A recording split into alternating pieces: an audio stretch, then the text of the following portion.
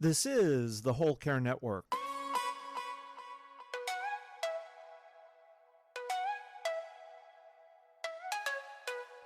Helping you tell your story one podcast at a time.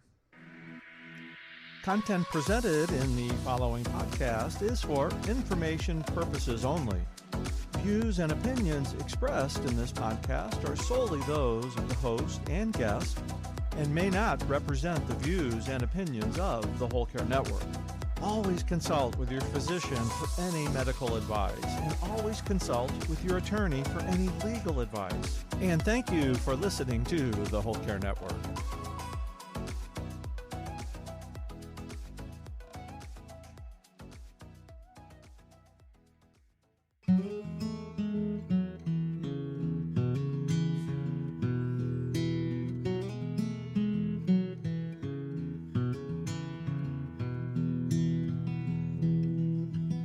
Hello and welcome to Daughterhood, the podcast.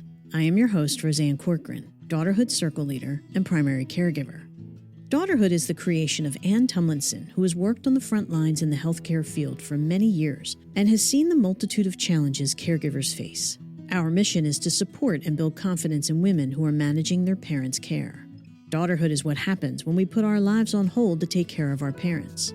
We recognize this care is too much for one person to handle alone. We want to help you see your efforts are not only good enough, they are actually heroic. Our podcast goal is to bring you some insight into navigating the healthcare system, provide resources for you as a caregiver as well as for you as a person, and help you know that you don't have to endure this on your own. Join me in Daughterhood. Connie Baher is a writer and speaker on caregiving and reimagining retirement. Her latest book is Family Caregivers, an emotional survival guide. Published in USA Today, the New York Times Magazine, Forbes, and the Boston Globe, she is also the author of The Case of the Kickass Retirement. She is a Harvard MBA, an entrepreneur, and a former tech executive. Connie is a frequent contributor to Next Avenue, and I had the pleasure of being a part of her article, When the Caregiving Ends, Recovering from Loss, Rebuilding Your Life. Today, Connie and I discuss life after caregiving, the variety of emotions to wade through, dealing with others while you're grieving, that inevitable question of now what do I do, and so much more. I hope you enjoy our conversation. Such a large topic, Connie. It's the end of your caregiving years, the end of what you've been spending your time and worry on, day after day, for however long you were caring. And then poof, it's all gone. Even if you were expecting it, it's still shocking. The caregiving piece, the purpose piece, the end of an era. My first question to you, Connie, is what do we do with that overwhelming thought? Now what?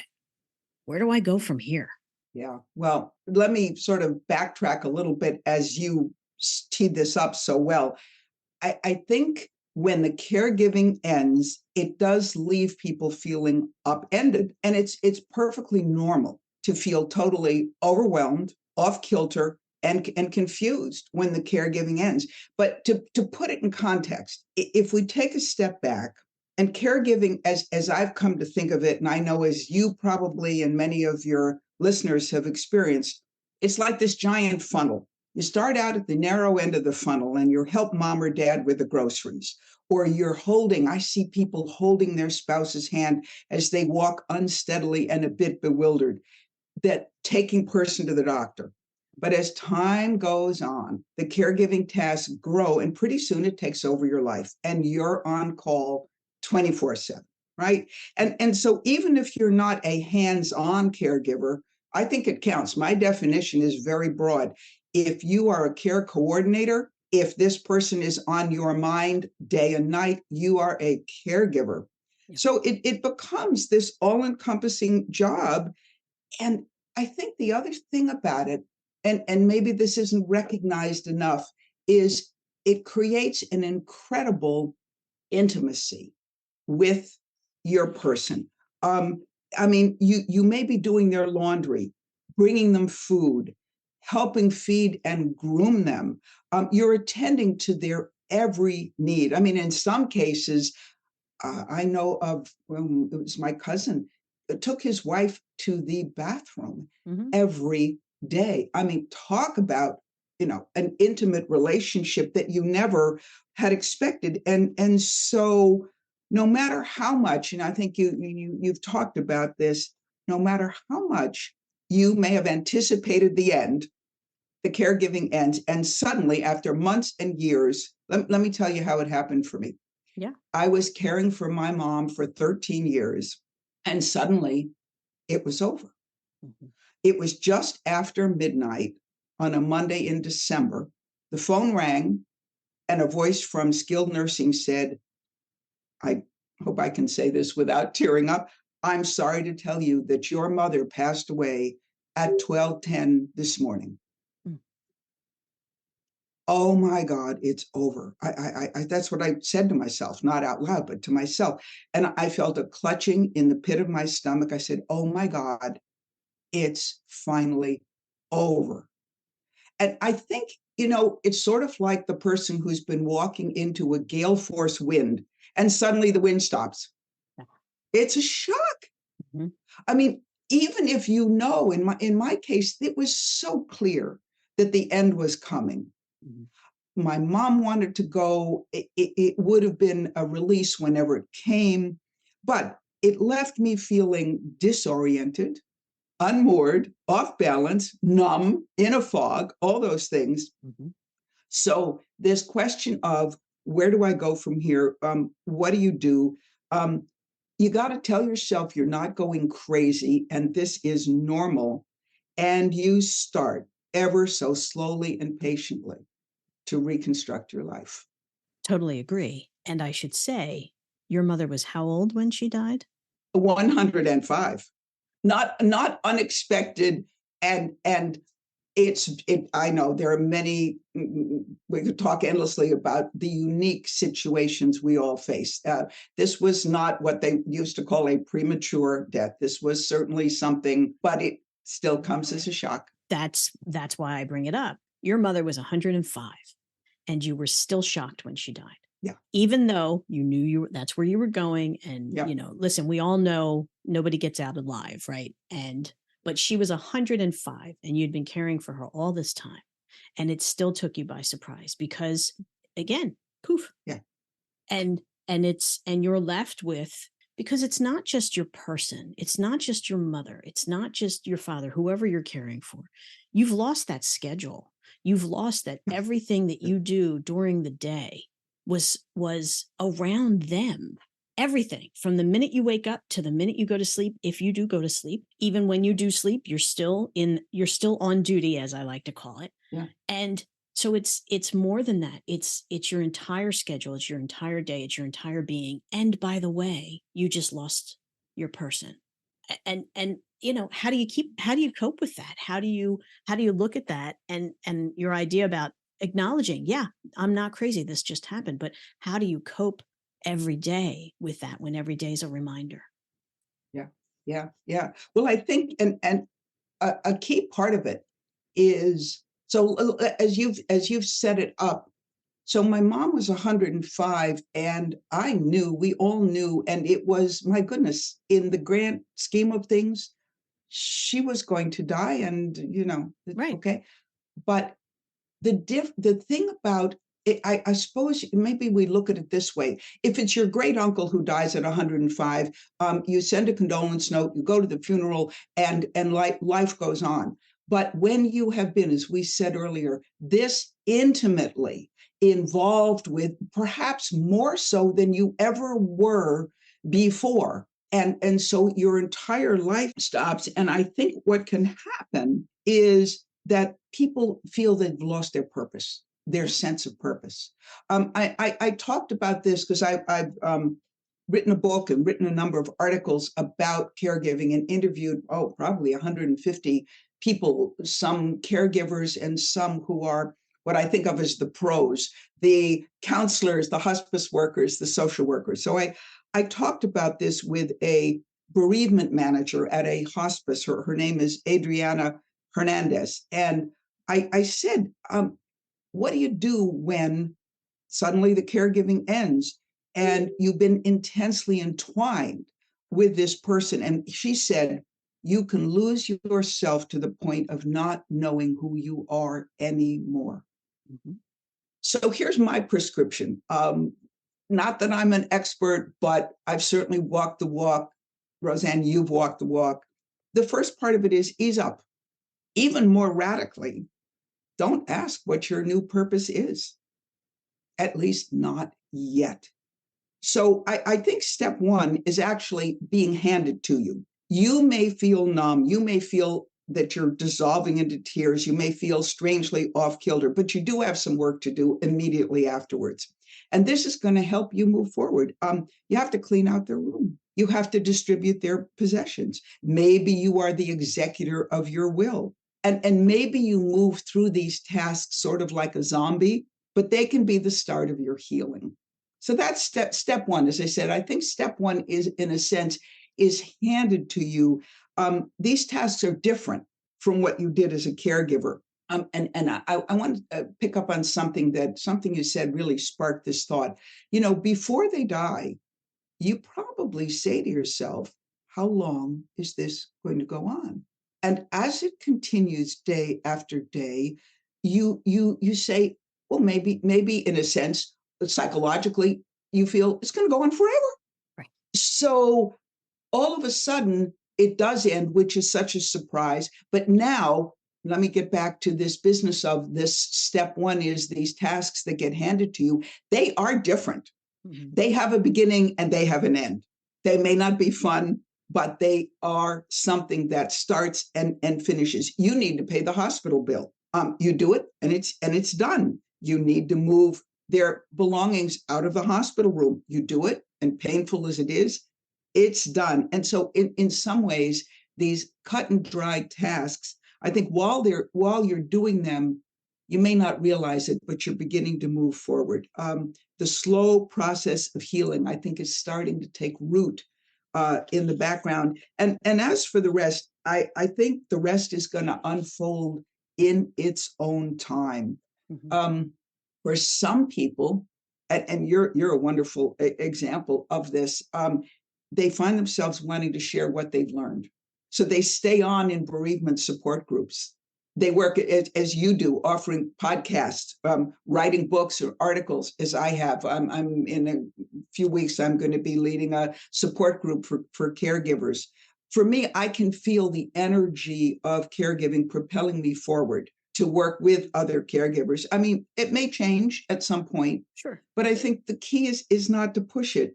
And the secret to finding your new purpose, I think, is simply patience. Yeah. And if I could, can I read a short poem, because I think it encapsulates it so well. Absolutely. It's one of my favorite poems, and I've done a lot of work and research in the whole field of life transitions. Mm-hmm. And this is a major life transition. Yes, it is. Right? And this is a poem that encapsulates what I think is a profound truth about purpose. Maybe you know it. It's called The Clearing by Martha Postlethwaite. Very short. You know it, right? It says, do not try to save the whole world or do anything grandiose. Instead, create a clearing in the dense forest of your life and wait there patiently until the song that is yours alone to sing falls into your open, cupped hands and you recognize and greet it. Only then will you know how to give yourself to the world so worthy of rescue. That's it. Give yourself a chance to find that clearing and be patient. I mean, that's beautiful. And it's very true.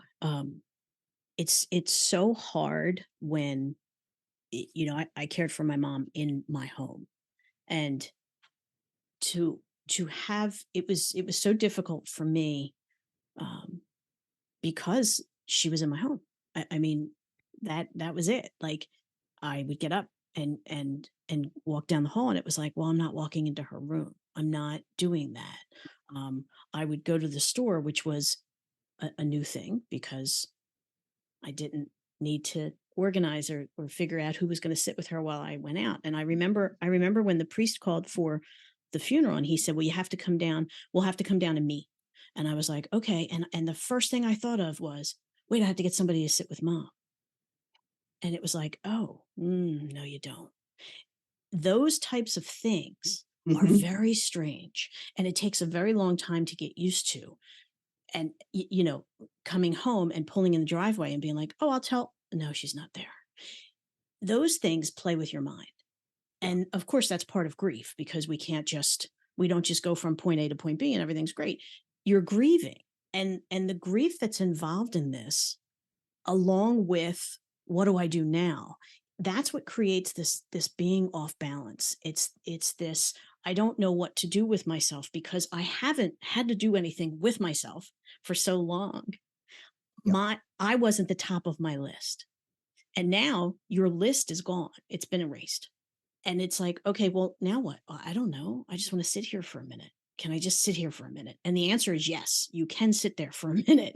You're not gonna finish caregiving and immediately go, well, I always wanted to do blah, blah, blah. I think I'll do Yeah. this. You can't. It doesn't work that way. And I think your point of giving yourself that time, it's okay to give yourself that time. You're not going to have all the answers. You can't have all the answers. You're not even firing on all pistons yet. And then when you throw in that lovely guilt that comes with that, people may feel, like you said, you felt relieved. Okay, some people could feel relieved and then feel guilty about feeling relieved, or feel guilty about not being there or not doing enough. And I've heard from caregivers who have grief over being so focused on everything they had to manage. It's almost like I paid so much attention to what I was doing, I forgot about my parent. I forgot about that relationship. And, that all goes with it. And I don't know, do you have any sense of strategies that would go with dealing with that guilt during that time? Like we're going to put the what should I do now Yeah. and deal with that guilt that comes with all of this. There's tremendous amount of guilt, I think. And let me pick up on something you said that is so true.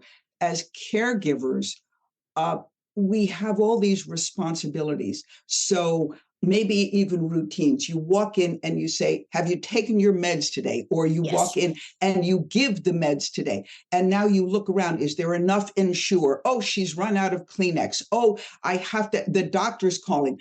Uh, and you very often as caregivers, we don't have the bandwidth to sit there and let's just talk about some wonderful times we used to have together. Exactly. Very, very hard. And just for any of your listeners who are current caregivers, let me offer a suggestion about that. Bring a friend. Bring a friend who would like to meet your person. Obviously, you don't drag somebody who's scared to death to see a hospital room or to see someone who is failing. But if they say, I'd like to meet your mother or your spouse, or would you like me to visit? Very often, if you bring them, number one, it's less frightening for the friend. But the other thing is that friend does not have the same responsibilities you do. And that friend can sit down and say, well, Bob, tell me about your life, or gee, tell me about when you were in the war, or tell me about this, or and they can provide some of that other wonderful stuff and joy and all that you would like to see in your person's life. But that, let's be kind to ourselves. We've got so much else going. We just may not be able to do it. So Right. bring a friend. But if I may, let me pick up on the guilt thing. As I think there are at least three kinds of guilt. Mm-hmm. The one is, you touched on this, if you feel relief when your person dies. Mm-hmm.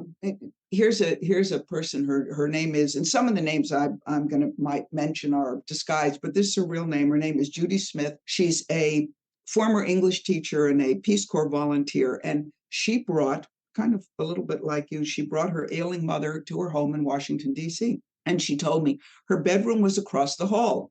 After she died, I felt guilty that I had the freedom. I felt guilty that I could sleep through the night. And then I talked with a hospice social worker in Southern California. Her name is Selena. And she said, it's the number one thing people tell me afterwards. They feel so guilty. They say, am I a horrible person to feel a little relieved? And Selena says, there's no need to feel guilty. It is perfectly normal. She said, being a family caregiver is the hardest job in the whole world. And it is natural to feel some sense of relief. So give yourself permission. I think there's a second kind of guilt, and it's the guilt of, this is a huge one, not being there when they die. Yep. You stepped out for coffee, you went to the bathroom, and when you came back into the room, your person had passed. And after all, I mean, wasn't that the goal? Maybe it's unspoken, but you were going to take care of them all the way to the end. And then you're not there when it happens. As if this giant project was left incomplete, or worse, that you wanted to hold their hand and be there when it happened, and you just weren't. So here's the reality. Barbara is a hospice worker when my mother-in-law was dying, and she told me, my husband and I said, well, is it time? Should we go and have a vigil? Sit by the bedside? And she said, no. She said, most people aren't there when their loved one dies. I mean, and let me make it clear, she wasn't discouraging us. She said, look, if you want to do that, absolutely. Mm-hmm. But as days go on, and it's unpredictable, and how much sleep do you want to lose? And are you really helping? And she said, most people aren't there when their loved one dies. And this is my favorite. Carmel Murphy-Cotion is a woman who runs a home care business in Massachusetts, and she is an end-of-life and grief coach. She goes even further. Here's what she told me. She said, it's as if they wait until you walk out the door. Yeah. I hear that a lot, she says. There is nothing to feel guilty about. People pass the way they do. Sometimes when they're by themselves, that's when they pass. There should be no guilt. It is a solo journey. Wow. And finally, guilt number three, the guilt of not having done enough. Yeah. And I think we can parse this a bit. And I think one part is the notion that you could have visited them more, been more understanding. As we said a minute ago, played Scrabble with them, done all sorts of things that you just didn't have time, or you regret when you got angry, you should have been more patient. And of course, we all could have done more. But I think there's a subcurrent, maybe a deeper anguish, a sense that if only you had found another doctor, brought your person to the hospital sooner, done more in some way that you could have kept them from suffering and from dying, maybe. But more likely, you did what you could with the knowledge you had at the time. Could they have lived longer? Perhaps a little bit. Could they live forever? Of course not. You are just a humble caregiver doing the best you can. There's always something we could have done, but ultimately, we cannot save them from death. I know it's getting a little bit deep, but you're right. How to deal with the guilt. I would say this: try the best friend cure. If this was your best friend, what would you tell them? You would say, oh my gosh, after all you've done for your person day in and day out, it's only natural that you might feel some relief when this heart-wrenching journey is over. You would say, stop beating yourself up. You would say, it's only in the movies that everybody gathers at the deathbed. Yes. Yeah. Right. Uh-huh. Right. Yeah. Right. When somebody has something profound to say before they die. Yes. That's right. Yes. That's right. Yeah. That's right. The old lady in the little white lace cap. Yeah. And everybody's right. Yeah. I mean, I know some people are at their person's bedside and they arrange for a harpist to be playing as their loved one quietly passes away. I mean, it's beautiful. That's wonderful. If you can do that and the fates align such that happens.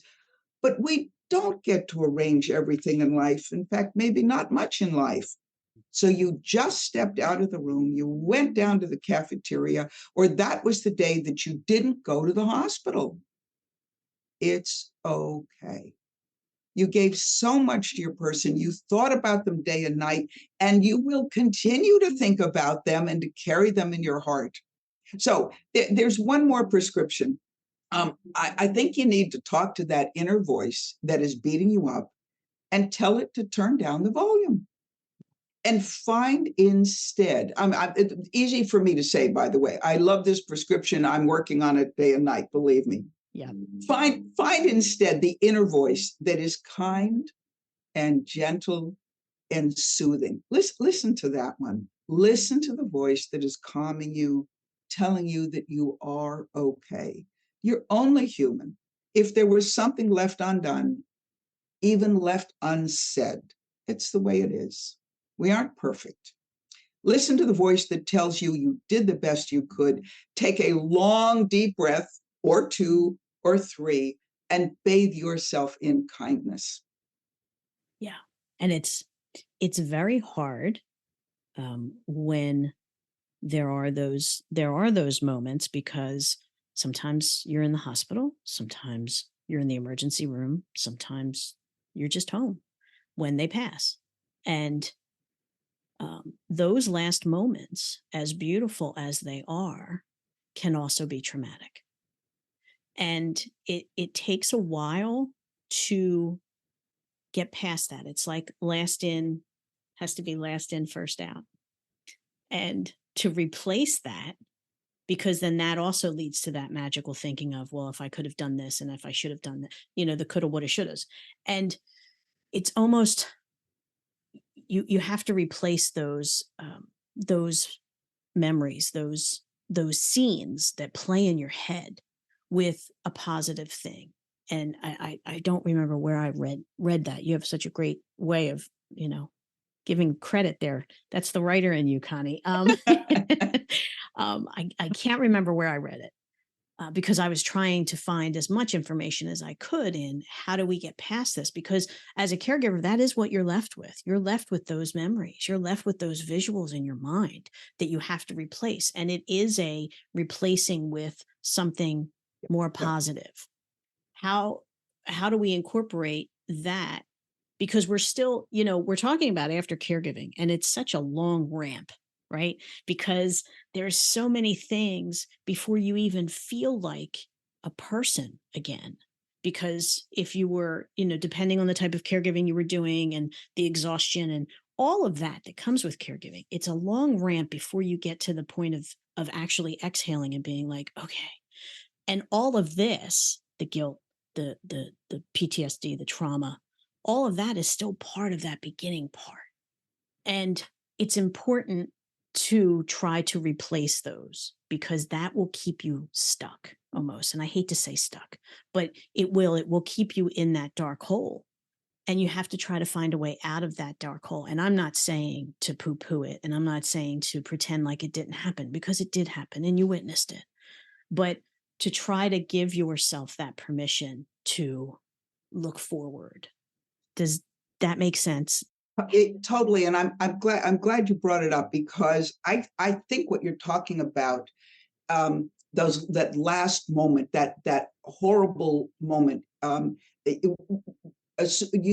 let's back up. Maybe you were there, maybe you saw the person after they died, but whatever it is, there's generally going to be some terrible image in your head, even if you weren't there at the very moment that they died, but as they were sliding. I mean, I will tell you, for me, my mom had sort of what we think was her final stroke. And so without going into all of the gory details, but she's on the final medications, and I'm holding her hand. Her hand is bony. It is blue. Does she even know I'm holding her hand? I don't know. I'm talking with her to try to say soothing things. Tears are coming down my face.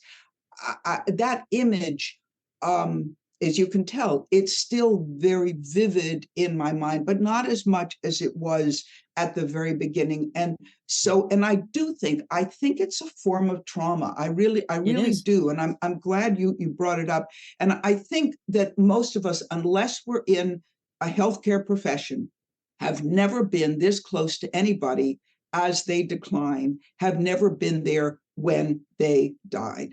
And I think it's searing, shattering, and it lingers in our memories, especially in the early days. Those memories can haunt you because they're just much bigger than any other thought. It just crowds out any other thought you have about your person.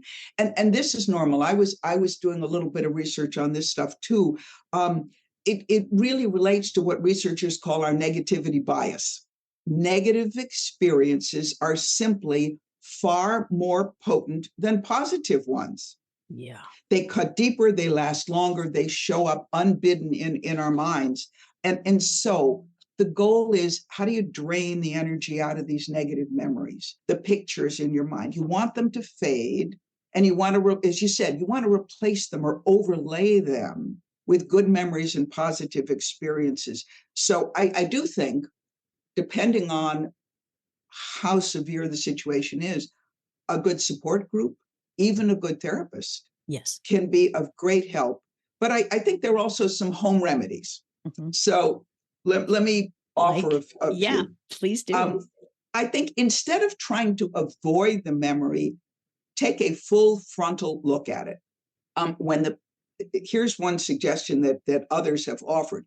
When the painful memories show up, try journaling. But the idea is, what does that mean? The idea is, sit down with a piece of paper or in front of your computer and write down as objectively as you can the facts of your experience. Social worker Amy Morin, she says this: it may help you to reorganize how your brain has stored the memory. Yeah. The idea is, don't put the emotions into it. Just put, her hand was blue, it was bony, such and such, such and such. This may help drain some of the emotion out of the memory and may help weaken it the next time it comes around. So try. One thought is, take a good hard look at it and write it down as something objective. That's one notion. Another one is what I think of as interruption and redirection. When you find yourself, I'm going to pick up on your word, stuck, Mm-hmm. right, in the bad memories, try to interrupt the vicious cycle.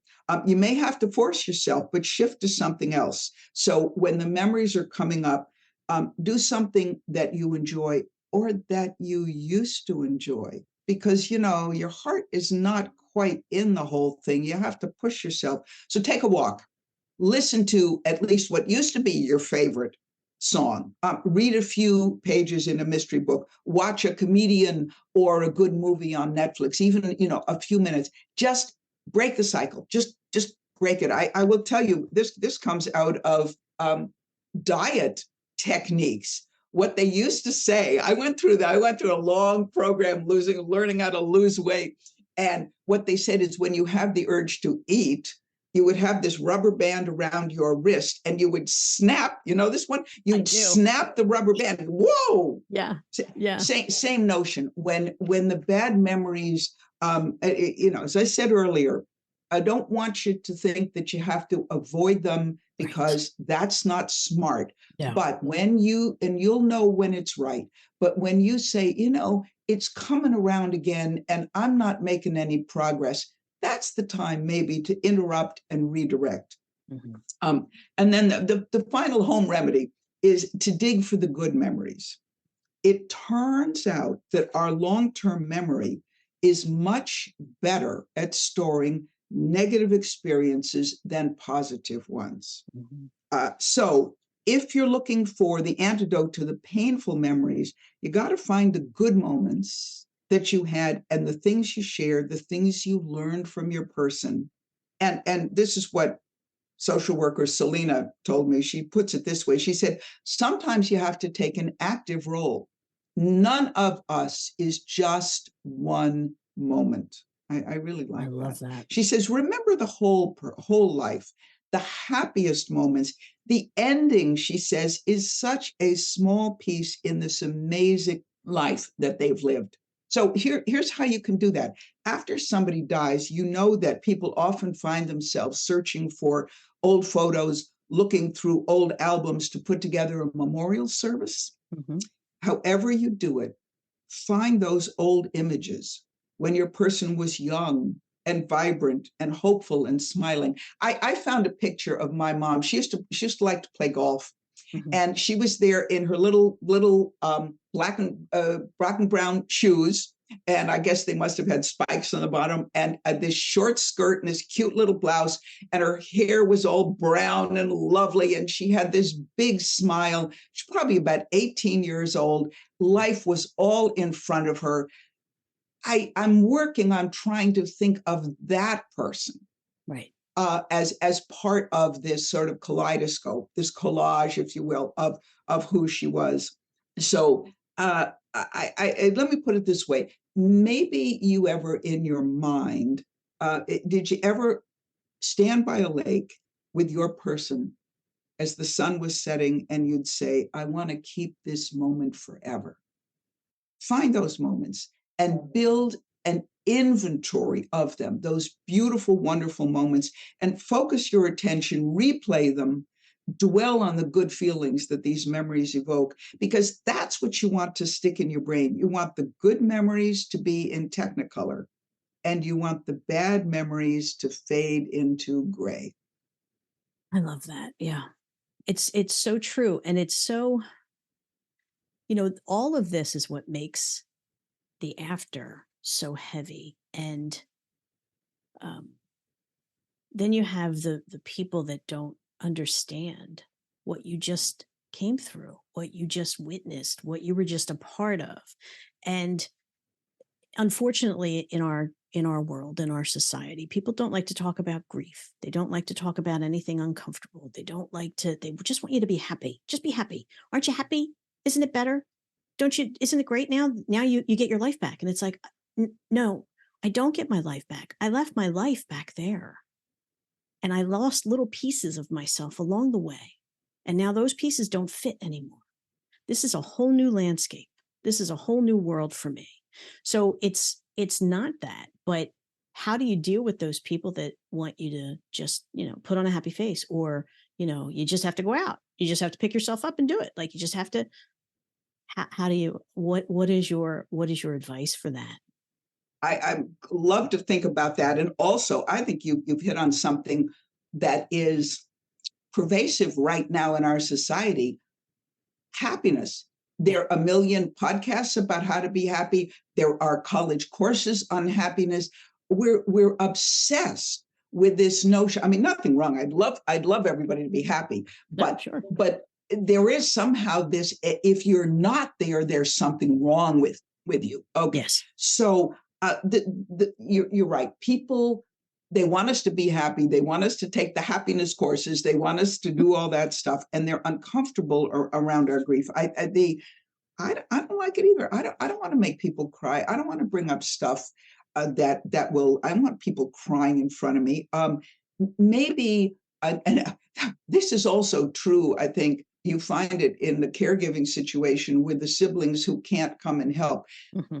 A lot of people cannot deal with death. They don't want to deal with death. Denial is sort of their go-to emotion. So your friends, they want you to cheer up and get over it because it's easier for them. Yep. So I try to tell myself that they mean well. Actually, I try, I think it's only just a trap if you say, here are my expectations for how people are going to react, because they're going to do what they're going to do. And Mm-hmm. I think sometimes they just don't have the skills. If they've never, I've been guilty of this myself, if they have never experienced a loss like yours, they just don't know what to do. And I think back to my younger self when I didn't know. I hadn't been there. I hadn't walked this walk. I think the people want you to go back to being the person they knew, because that's something they can deal with. Or, oh my gosh, they fall back into the cliches. It was all for the best. Yeah. They are happier now in heaven. Yeah. Yeah. Which may not be what you want to hear. I mean, let me just go on that path for a moment. Sure. The condolence letters you get, I think to myself, they mean well. Sometimes it's a hallmark little bit of garbled poetry. Um, they do the best they can. Occasionally, maybe what you read is helpful. Most of the time, I think it's just tangential to where you're at. But it's the thought that counts. They're trying to be of comfort, so fine, let it go. So I think the way to deal with it is just to say thank you and realize that they're clueless. Right. And they're just stumbling their way through this the same way you are. Right. Now, another thing. So that's one thing, is just sort of to let it go. But the other thing is, you can help them help you. Thanks so much for your consideration. I really need some time alone right now. Actually, there's somebody I know. She just lost her husband. He's a good friend of ours, and we said, "Gosh, we'd really love to have dinner with you." And she looked at us and she said, "I love that you're asking me, but I'm not ready yet. Can I let you know when I am?" Yeah. This is helpful. This is wise. This is very mature. Or you might say, yes, I would love to see you, and maybe we can share some memories of Joe. In other words, let them know what you need. And what I'm learning, because again, I'm going through now, I love to tell stories about my mom. They don't make me cry. They make me feel good. They bring her back to me. So because I don't know, maybe you've seen this, or again, before I'd been through this experience, I think, oh, I better not mention Judy because Judy's dead, and that's Bob's going to cry. No, so okay, right, like they forgot. Oh my God! Oh, you mean they're dead? Oh, I was wondering why she didn't call me back. No, I know they're dead. but I do think, and you've talked about this, is that you have to grieve on your own terms, and every grief experience is unique. And I'd love to touch on this. Everybody has heard about the 5 stages of grief. In fact, somebody's even written. Thank you. Yeah. Makes me crazy. Makes me crazy. So, somebody's written a book about the 6th stage of grief. Well. And I can tell from your reaction to the more recent research says that grieving is not necessarily that linear. It's more like a zigzag, moving forward, revisiting the loss. And there is no playbook that tells you now's the time to move from denial to bargaining. Right. Okay. Let me tell you this story. This is Judy Smith, whom I mentioned before. She lives in Washington, D.C. And when her father died, there was just too much else going on in her life for her to grieve. It was only later and by herself that she was able to grieve. So this is what she told me. She said, 4 or 5 months after my father died, I went by myself up to West Virginia and I stayed at an inn. I sat there on the bed and I wrote in my journal for 4 or 5 hours and cried and wrote and cried and wrote. It was a very special time.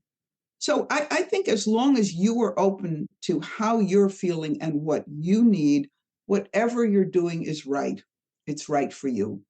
I fully agree with that. I wrote my mother letters every day after she passed. I'd sit at her desk and I'd write in the book, "Hi, Mom, this is what happened today. Still miss you." Whatever.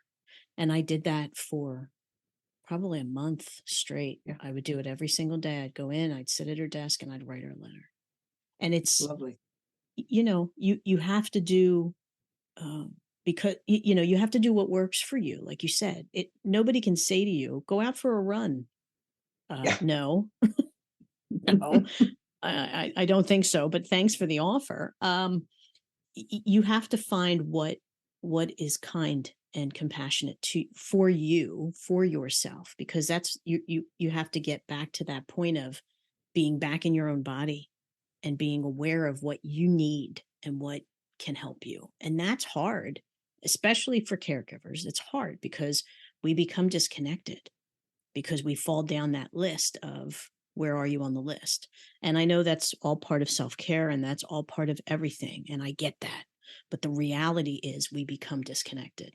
And to then come back to this and be in this position, you have to find these things. And I think, I like to think that we have to be open to things. We have to be open to the thought of, well, gee, I liked to do this before. Maybe I can try that. Or I've never tried, crocheting, but I'll give it a shot. Whatever. I mean, insert your activity here. But we have to allow ourselves to be open and to try to follow our instincts, because I do believe that our minds, our hearts, our souls talk to us. And I think we have to follow those instincts that come up like, oh, maybe I'll try this. Maybe I'll try tap dancing. I don't know. Do you know? Yeah, I think that's true. And I as you're saying this, I'm thinking too that, again, as we're framing this as the transition or the abrupt movement from the caregiving where your purpose was so clear. Yeah. Your schedule, as you've said, is your routine was so clear.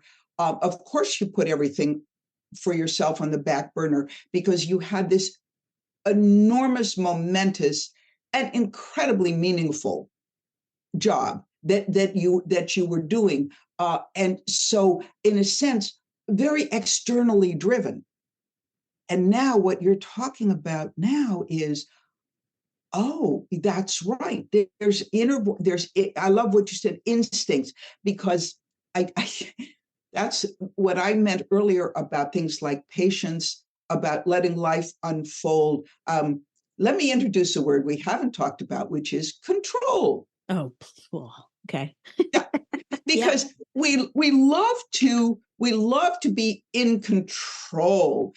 We want to manage everything, and so this thing you're talking about instincts and trying.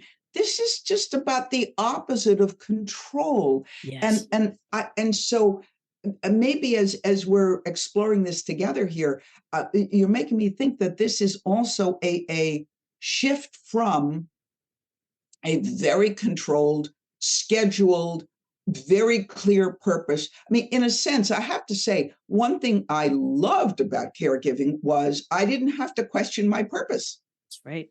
It was, not only was it crystal clear, it was in my DNA. It was just coming from the very heart of my, the core of my soul to be doing this.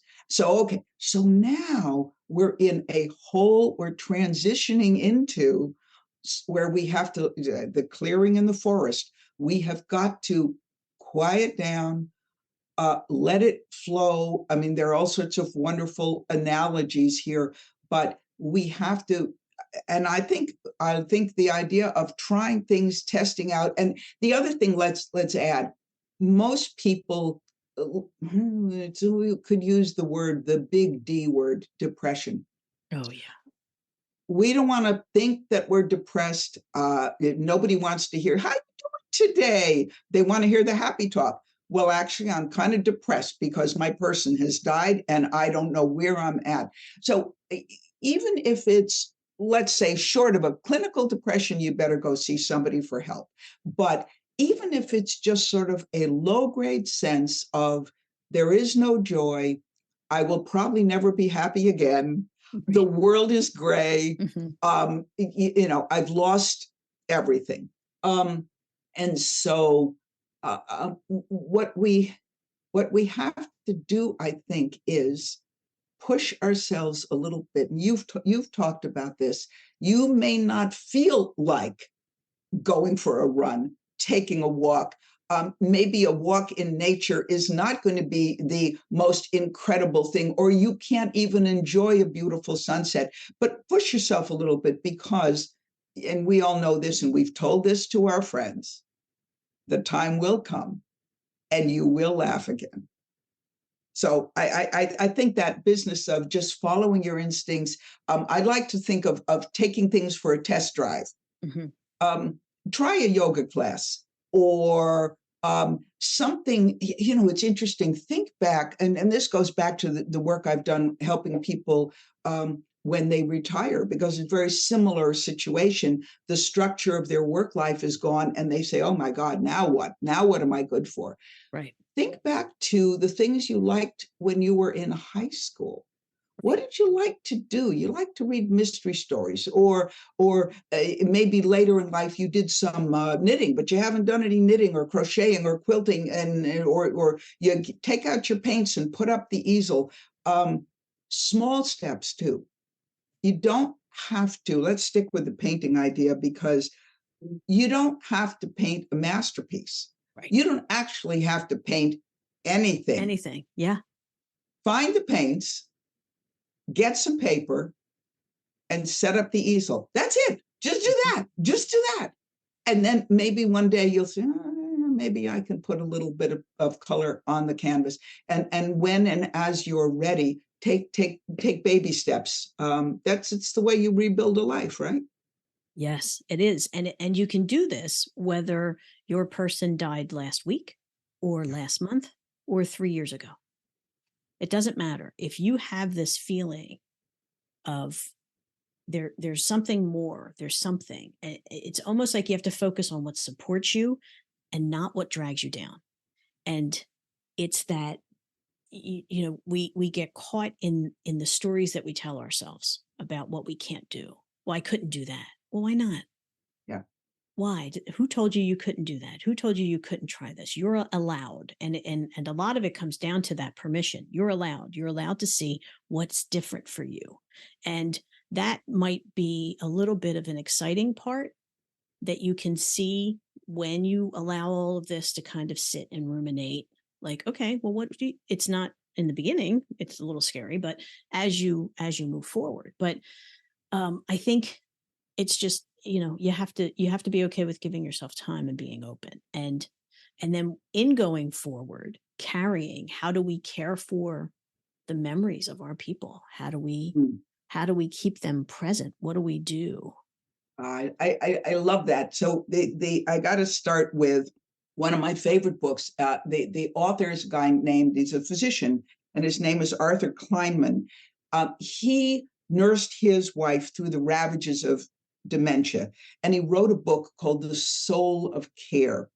And it's beautiful. It's a beautiful book. And here's the point that he makes that relates to what you just raised. He said, care does not end with death, but involves actively caring for memories. Wow. So how do you do that? I think you can commemorate their passing.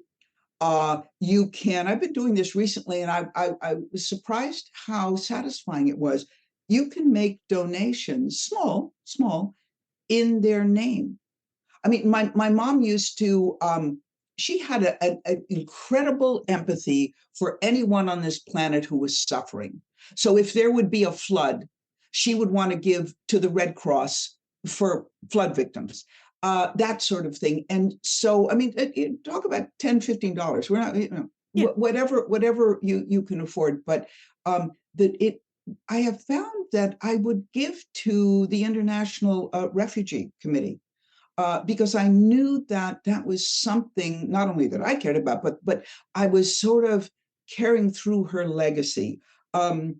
So you can do those sorts of things, but also caring for memories can be very tangible. So here's my friend Judy Smith.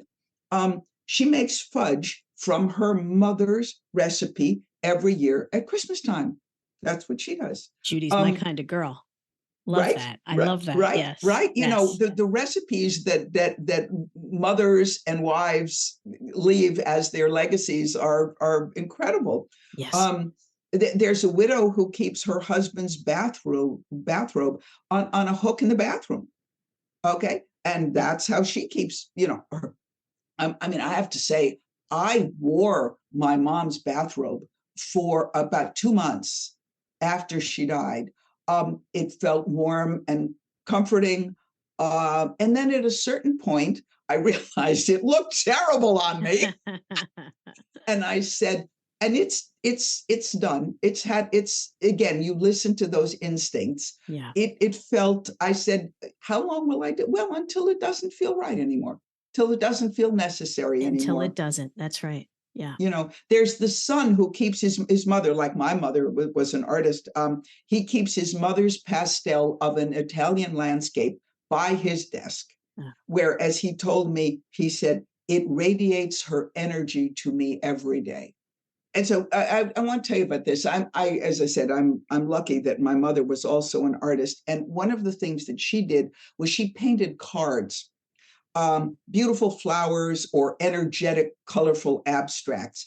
And she had so few ways of expressing her thanks to me. She was very grateful for what I was doing. And she said, well, what can I do? How can I, she used to say, how can I ever thank you enough?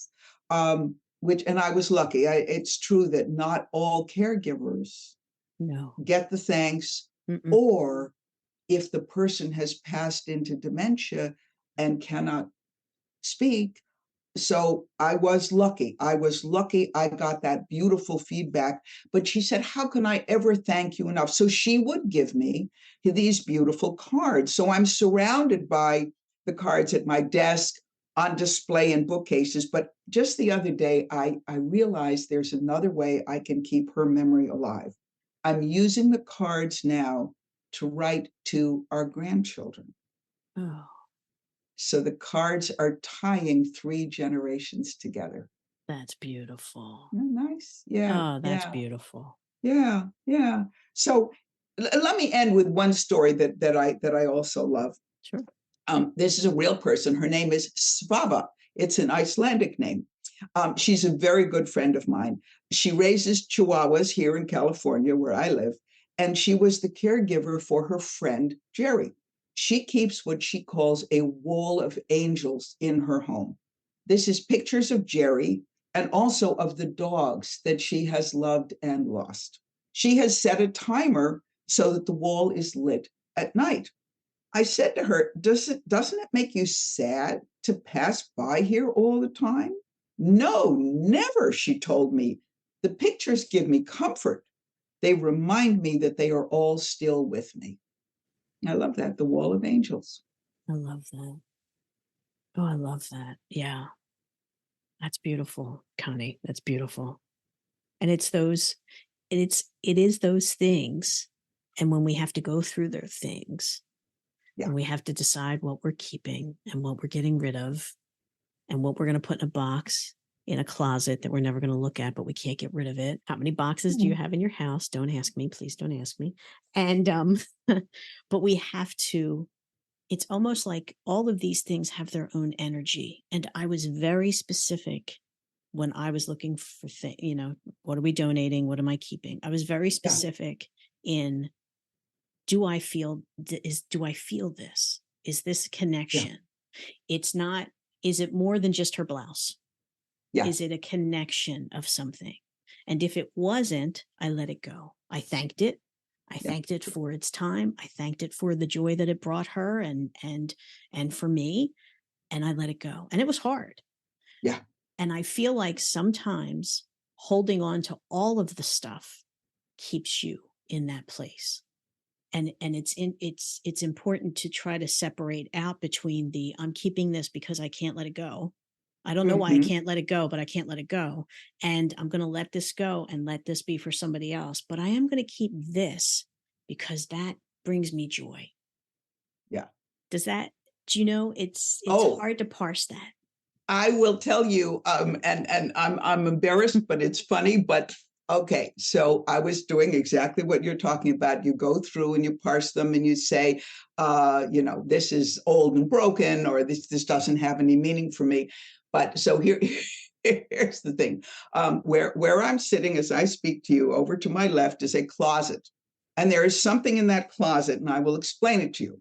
So while I was caregiving for my mom, would come in, and if we were going to go out, she would get in her wheelchair and she would always say to me, "Where's my purse? Where's my purse?"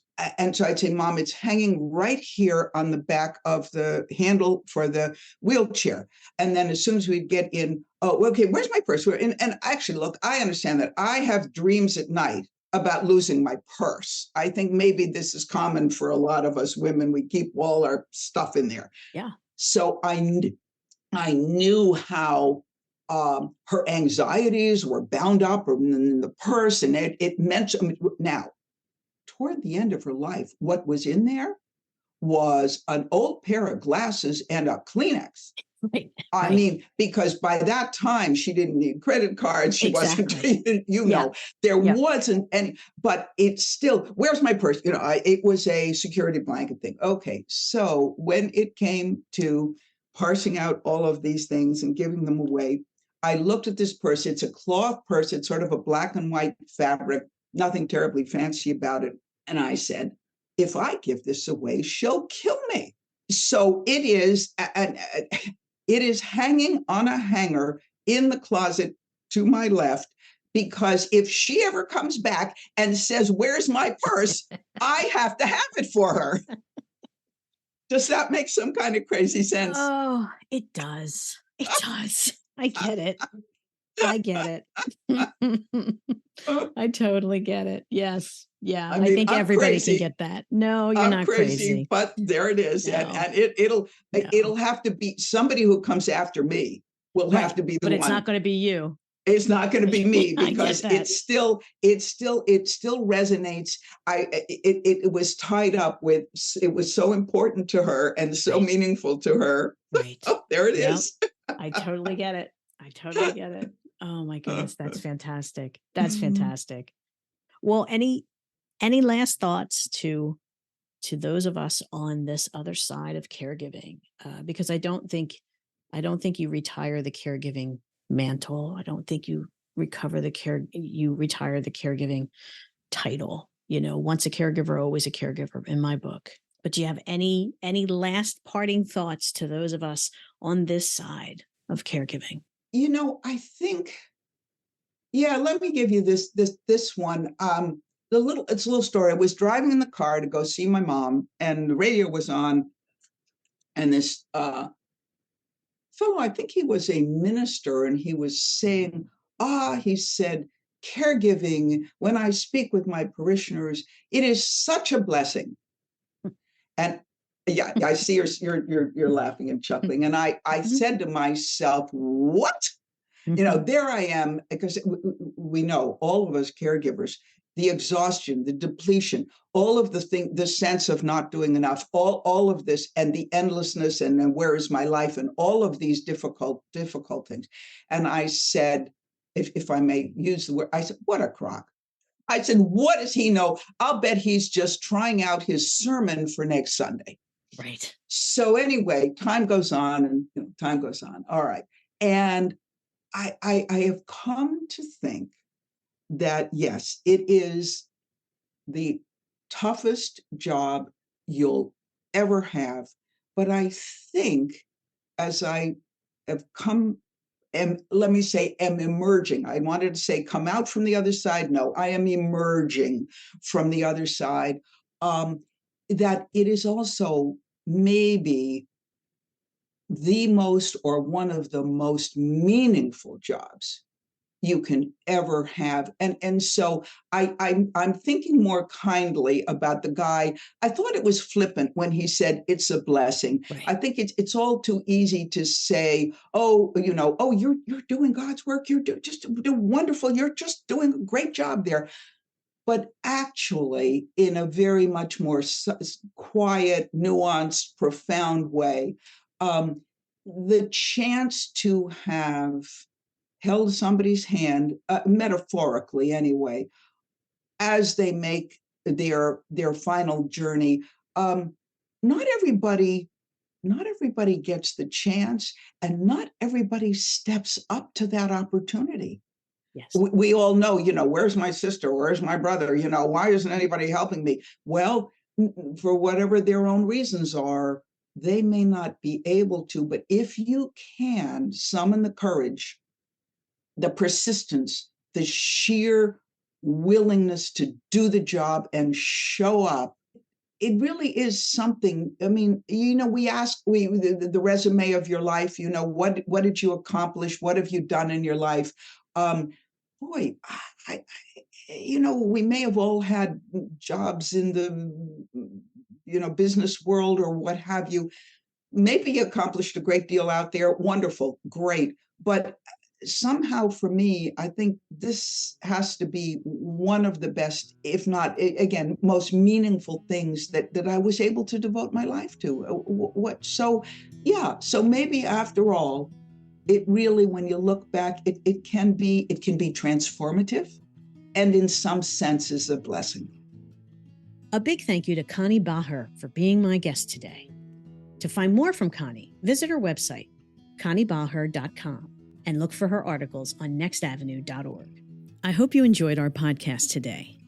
Head over to daughterhood.org and click on the podcast section for show notes, including the full transcript and links to any resources and information from today's episode. You can find and review us on Apple Podcasts or anywhere you listen to your podcasts. We are also on Facebook, Twitter, and Instagram at Daughterhood the Podcast. Feel free to leave me a message and let me know what issues you may be facing and would like to hear more about. Or even if you just want to say hi, I'd love to hear from you. Also, a very special thank you to Susan Rowe for our theme music, the instrumental version of her beautiful song Mama's Eyes from her album Lessons in Love. I hope you found what you were looking for today: information, inspiration, or even just a little company. This is Roseanne Corcoran. I hope you'll join me next time in Daughterhood.